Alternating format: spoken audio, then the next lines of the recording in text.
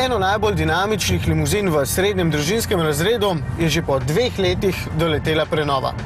Ampak je bila tako majhna, da praktično nihče ne ve, da se je sploh zgodila. To pa zato, ker so Japonci želeli narediti okolju še bolj prijazen in varčen avtomobil. Če so odbijači in luči vseeno malce drugačni, pa bodo poznavalci v notranjosti opazili več sijočih elementov, da bi Mazda 6 izgledala bolj prestižno.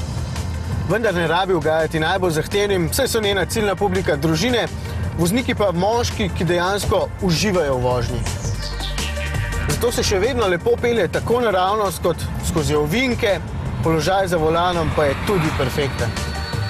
Prostora je več kot dovolj spredaj in zadaj, v prtljažnik pa gre tudi vsak rama za aktiven dopust.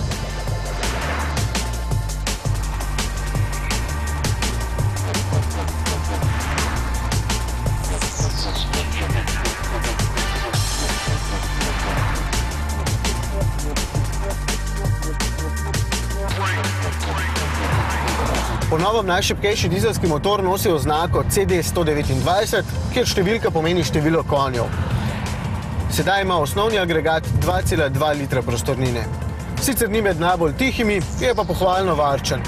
Na testu je v povprečju porabil okoli 6 litrov, kar se mi zdi zelo dober rezultat in je med bolj varčnimi, če že s ceno 26 000 evrov ni med najcenejšimi.